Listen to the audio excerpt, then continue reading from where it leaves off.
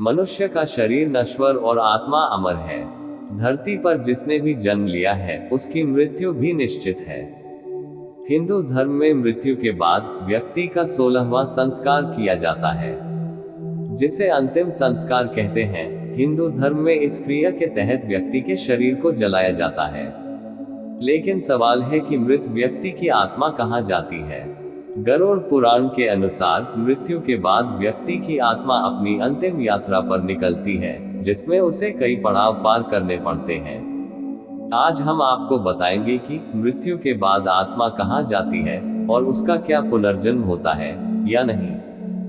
नमस्कार दोस्तों, सनातन वचन चैनल पर आपका स्वागत है। अगर आप भी श्री कृष्ण के भक्त हैं तो कमेंट में जय श्री कृष्ण अवश्य लिखें। चलिए शुरू करते हैं आज की प्रस्तुति। मृत्यु के पश्चात आत्मा को बहुत लंबा सफर तय करना पड़ता है।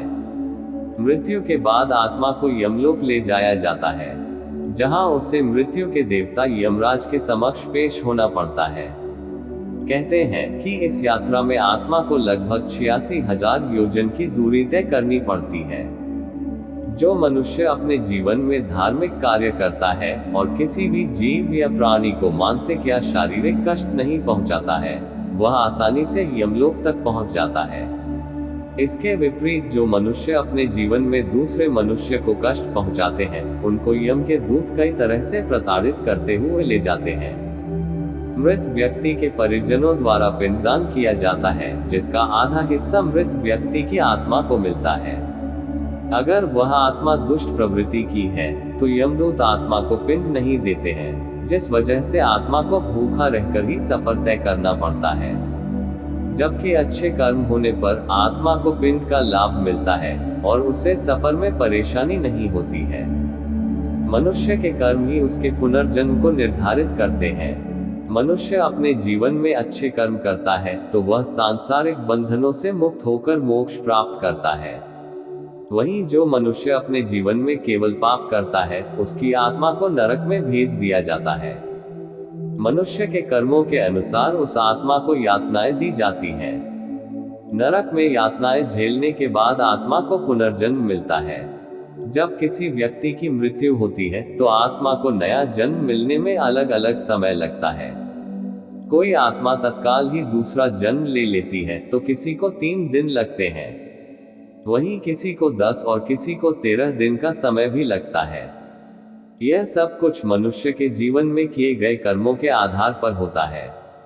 वहीं किसी आत्मा को नया जन्म लेने में 1.25 महीने का भी समय लगता है। लेकिन अगर किसी का अपनों से गहरा मोह हो या अकाल मृत्यु हुई है तो उसे दूसरा जन्म लेने में कम से कम 1 साल का समय भी लग जाता है। जब किसी व्यक्ति की मृत्यु होती है तो वहां 13 दिनों तक गरुड़ पुराण का पाठ किया जाता है। कहते हैं कि 13 दिनों तक आत्मा घर में वास करती है और अपनों से मोह के कारण उसे वहां से जाने में समय लगता है। इसलिए गरुड़ पुराण का पाठ किया जाता है ताकि उसके श्रवण मात्र से आत्मा को शांति मिले और मोह भंग हो। क्योंकि कई बार अधिक मोह के कारण मृत्यु के बाद आत्मा अपना घर व परिवार नहीं छोड़ पाती। उम्मीद करता हूं कि हमारे द्वारा दी गई जानकारी पसंद आई होगी। वीडियो अच्छा लगा हो तो एक लाइक जरूर करें और अभी तक आपने हमारे चैनल को सब्सक्राइब नहीं किए हैं तो सब्सक्राइब जरूर कर लें। वीडियो को अंत तक देखने के लिए बहुत बहुत धन्यवाद।